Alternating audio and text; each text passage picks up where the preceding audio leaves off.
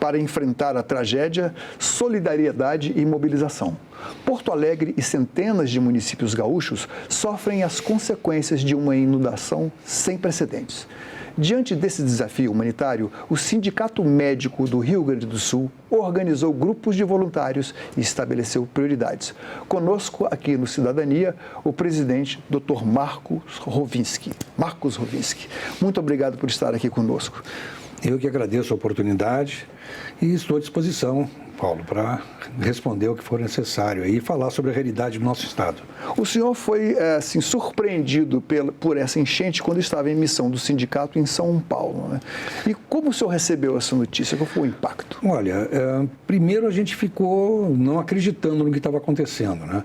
Nós saímos para São Paulo para representar o sindicato num convênio que o Sindicato Médico do Rio Grande do Sul fez com o CREMESP, com o Conselho Regional de Medicina de São Paulo. E a partir daí, eu fiquei um dia a mais, porque era feriado, dia 1º de maio, e logo em seguida começou a enchente e o aeroporto ficou, de Porto Alegre, ficou inundado e cancelaram todos os voos de volta. E o senhor, no momento, está retido aqui em Brasília. E aí eu fiquei em São Paulo, né?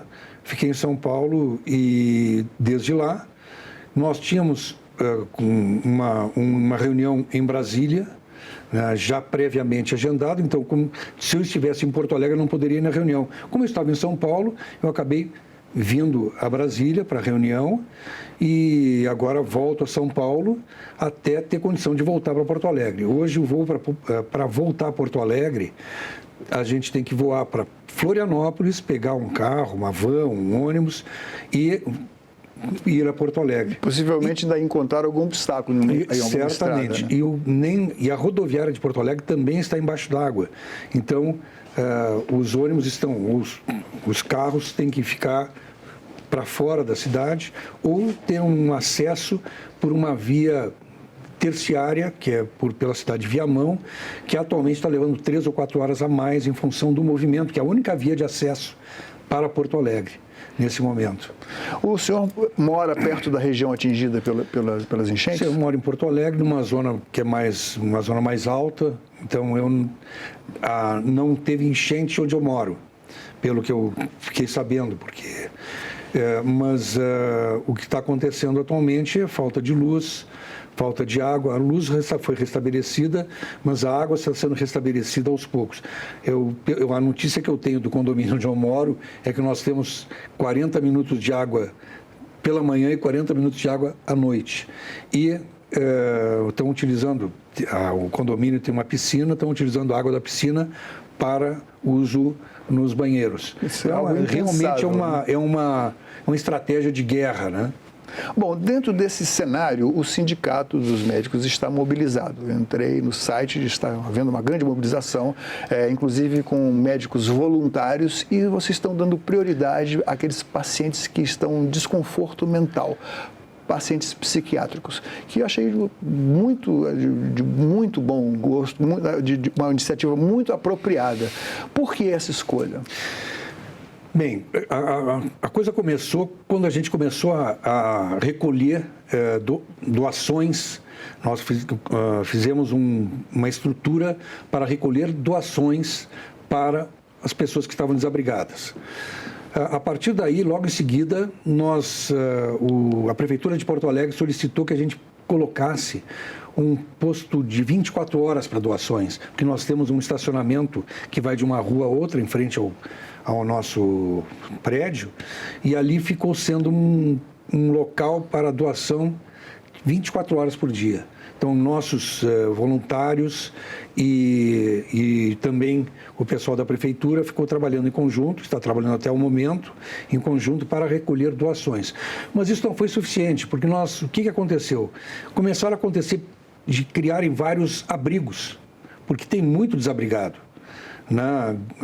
Imagina que grande parte da população de Canoas, da região metropolitana e de Porto Alegre, por exemplo, bairros que são bairros mais baixos, mais perto do rio, estão completamente alagados. Então as pessoas saíram das suas casas, estão em abrigos. E o que precisava para esses abrigos? Atendimento médico, né?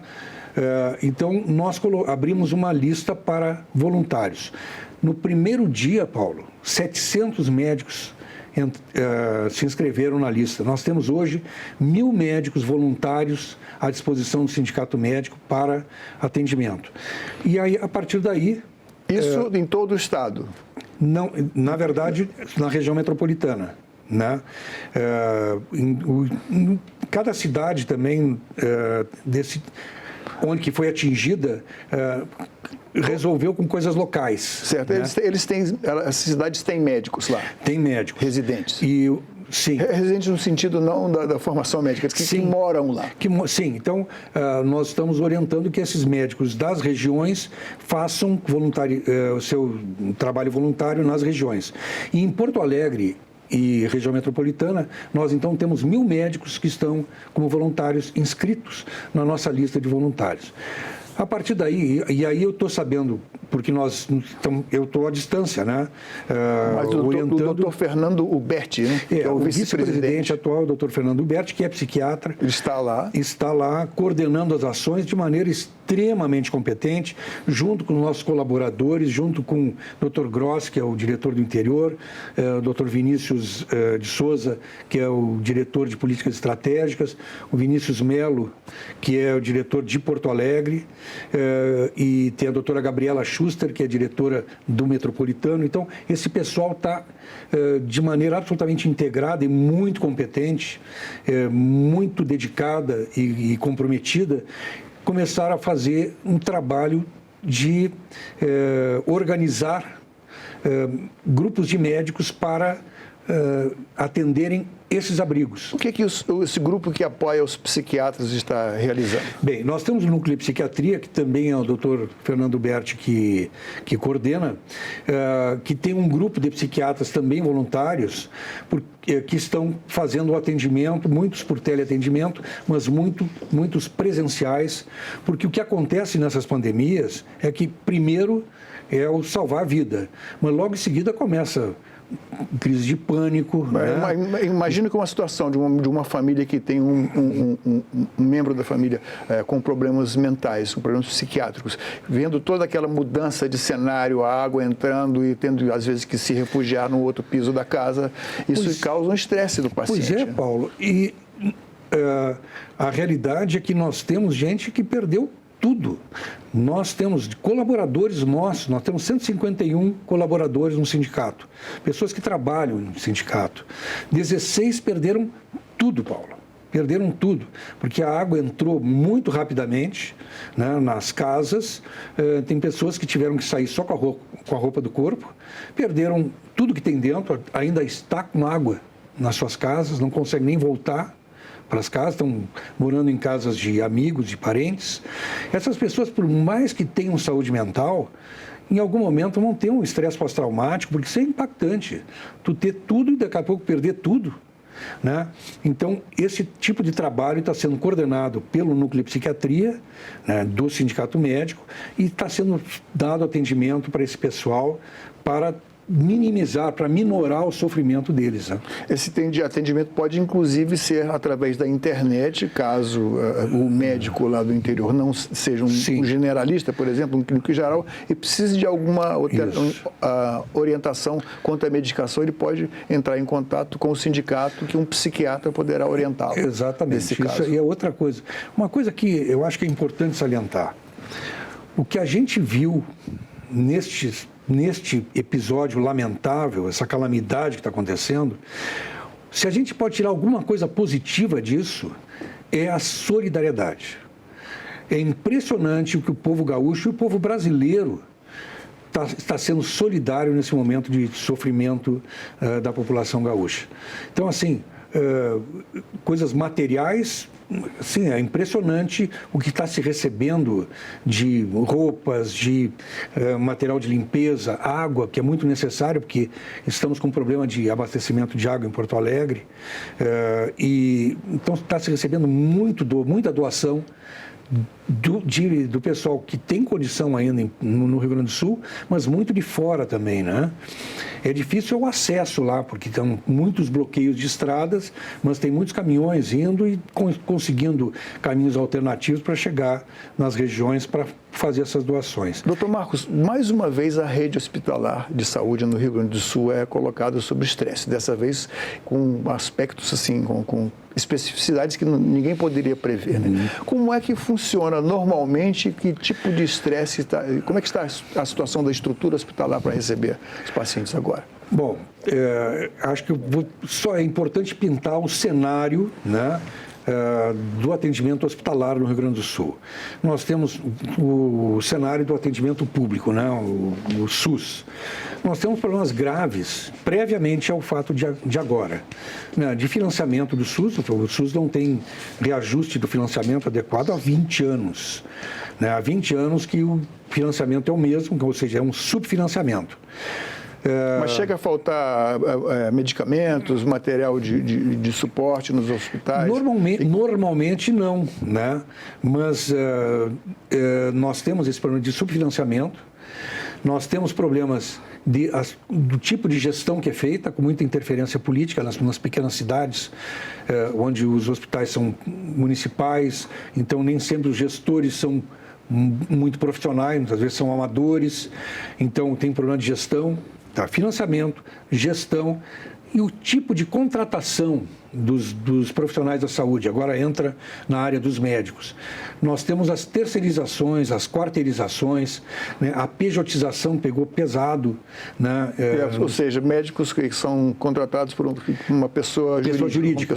Então, eles não têm nenhuma estabilidade. Né? E tem 3 coisas básicas que seguram o médico no trabalho e nos locais de trabalho, que é a segurança, remuneração adequada e condições de trabalho. Muitas vezes não há condição de trabalho adequada, a remuneração não é adequada, enfim, aí o médico não fica lá. E aí começaram as terceirizações, quer dizer, as organizações sociais, desde 98, começaram a trabalhar e podem terceirizar a mão de obra médica, e esses contratos são muito precários. Então, muitas vezes nós temos, que prestam serviço aos hospitais públicos, né? Nós temos médicos recém-formados que ainda não têm uma habilidade que é conferida pela experiência, pela residência, e acabam trabalhando nesses locais, né? E acabam precarizando o atendimento. Mas a exigência de uma experiência maior nesse momento de emergência... Nesse momento tem que... Na verdade, nós temos que atender a população, né? Então, neste momento que está acontecendo é o seguinte, é um agravamento dessa situação. Por exemplo, com situações gravíssimas, como, por exemplo, em Canoas, o Hospital de Pronto-Socorro de Canoas, que fica perto do rio, ficou inundado. Perto do Rio Guaíba, né? É um outro complexo hidrológico. Fica perto do rio. Eu acho que ali pode ser o rio Gravataí, o rio Taquari, o rio dos Sinos. Eu acho que Canoas é o rio Guaíba mesmo, né? Então, o rio invadiu e inundou. Às 3 da manhã, tiveram que tirar o pessoal da UTI entubado para colocar em outros locais, em outros hospitais, porque inundou.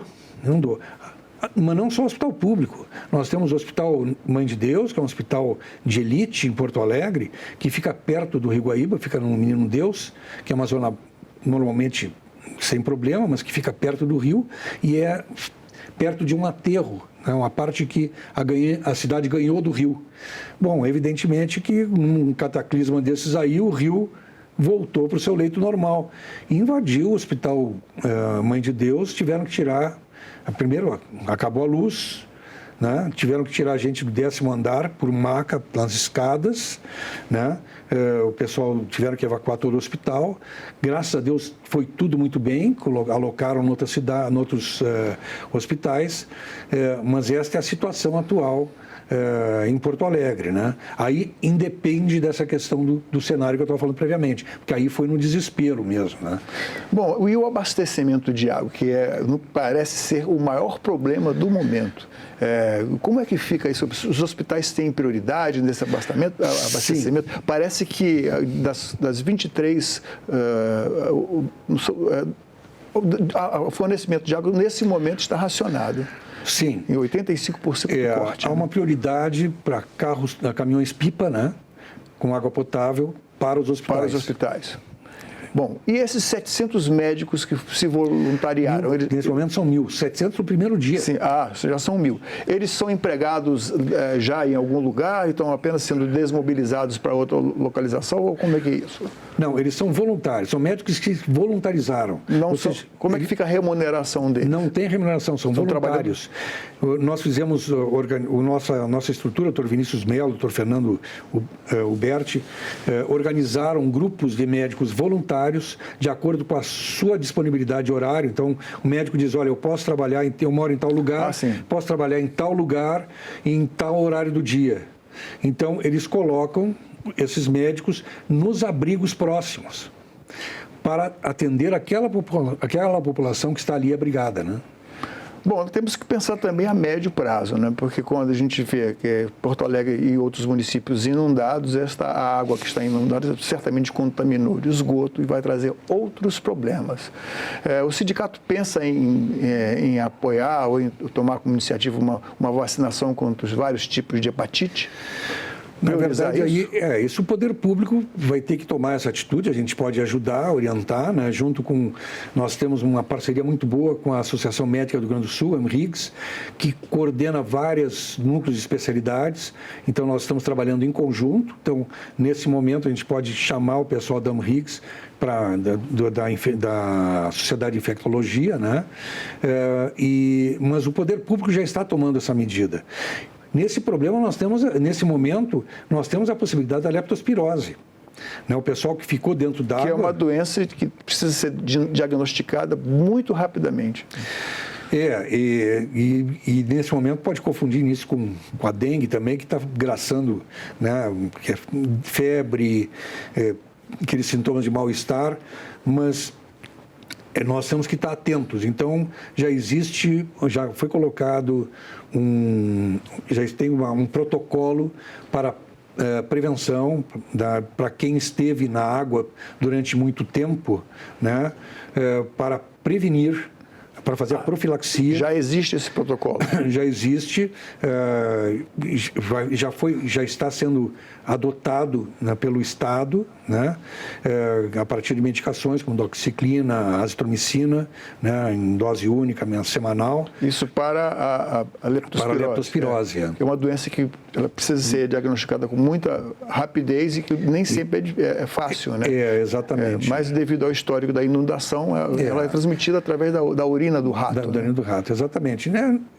Na verdade, hoje Porto Alegre tem, eu não sei qual é o percentual que está embaixo d'água, mas grande parte da população perto da cidade próxima ao rio está embaixo d'água por muito tempo.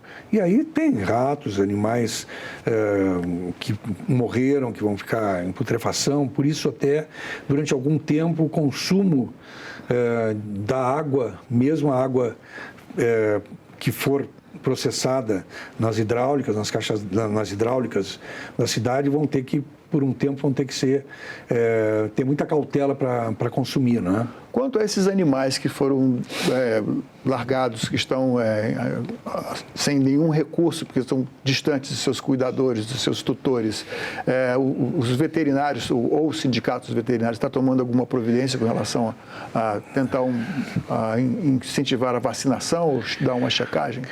Olha, eu não tenho conhecimento disso, mas eu sei que nós temos muitas sociedades protetoras de animais, né, que certamente nós temos muitos canis que estão disponibilizando espaço para animais que estão na rua, né, inclusive com pessoas que estão dando ração, vermífugos, medicações para prevenção de sarna desses animais. Então, isso a gente sabe que tem já a disponibilidade desses canis e desses locais para atendimento a animais. Então, certamente já tem veterinários que estão com esse mistério aí. A experiência que o sistema de saúde do Rio Grande do Sul teve com a pandemia, de alguma forma serviu para... pode ser algo que se aprendeu com aquilo, com aquela experiência, pode ser aplicado agora? Sim. Na verdade, na pandemia, nós fizemos um processo semelhante, só que ainda sem a expertise. Estava começando a fazer o processo de voluntariedade, de voluntários, né? Já começamos com a lista de voluntários para aquelas regiões atingidas, que foi ali em Roca Salles, Mussum, que é a região do Vale do Taquari, que ficou mais restrito, não é?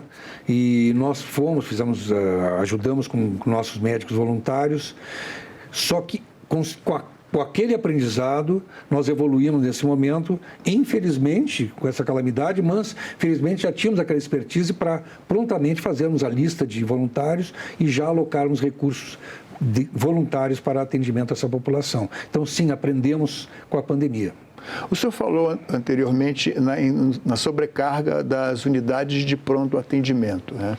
Isso normalmente é o primeiro atendimento. Como é que está o sistema no estado dessas unidades? Bom, eu acho que é importante. Nós temos algumas críticas em relação à organização disso. Porque o ideal seria que nós tivéssemos unidades básicas de saúde com médicos de família, com pediatra, com ginecologista, para atendimento básico. Nós não temos isso no Estado do Rio Grande do Sul. Não temos muitos médicos de família, muitas unidades básicas de saúde, às vezes não tem nem médico, né? E o resultado disso é que os prontos-socorros as emergências ficam sobrecarregadas. Principalmente no Estado do Rio Grande do Sul, que tem uma característica, o inverno. Nós estamos chegando perto do inverno. Agora, logo depois dessa inundação, vem o inverno. E no inverno, nós temos muitas doenças que são características respiratórias. Como é que está a vacinação contra a gripe lá? A adesão? Existe uma iniciativa das prefeituras e do Estado no sentido de vacinar. Eu acho que esse é um problema de educação em todo o Brasil, né? Vê que existe sempre um gap entre o que deveria e o que acontece. Mas no Rio Grande do Sul, em função dessa característica, nós temos uma adesão um pouco maior, né? Mas não é 100%. Nós deveríamos ter mais vacinação para a gripe para prevenir essas doenças respiratórias de inverno. E nós tínhamos que ter mais emergências, principalmente pediátricas. E o poder público, às vezes, a gente vê que é um pouco lento, né? Para organizar o atendimento pediátrico, principalmente no inverno. Então, nós temos esse problema. Então, as unidades básicas de saúde, às vezes, não tem médico ou tem médicos que não são adequados, porque não têm expertise de atendimento à família e em pediatria. Muitas vezes são empresas terceirizadas que contratam médicos recém-formados, porque existe uma realidade. Nós temos aqui 80% das faculdades de medicina são faculdades privadas. Sabes quanto custa uma mensalidade, uma faculdade de medicina? 10, 12, 15 mil reais por mês. Então, muitos médicos recém-formados saem endividados com o FIES, com financiamento da sua faculdade. Não conseguem fazer residência, então eles vão trabalhar nessas empresas muito terceirizadas. Esses médicos não têm experiência, podem ser excelentes estudantes, excelentes médicos no futuro, mas vão trabalhar para sobreviver, atendendo a população nas unidades básicas de saúde. Como eles não têm experiência, ou eles solicitam muitos exames, por insegurança, ou por prevenção, ou encaminham. É a famosa clínica ao, né? Ao fulano, ao cirurgião, então não são resolutivos. E então a população acaba indo para as emergências ou para os hospitais. e acabam, então, sobrecarregando um setor que deveria ser um setor final, né? Doutor Marcos, eu gostaria de informar aqui para os telespectadores o site do sindicato, que é simers, simers.org.br, correto? Exatamente, www.simers.org.br. Muito obrigado pela sua presença aqui, desejamos sim, boa sorte no seu empreendimento, que o senhor consiga liderar a classe médica lá do Rio Grande, que todos estejam irmanados na recuperação daquele povo tão bom.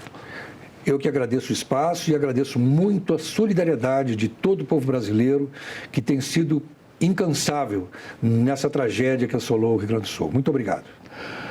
Esta entrevista e todos os nossos outros programas estão à disposição no site do Senado, senado.leg.br/TV, ou no nosso canal no YouTube.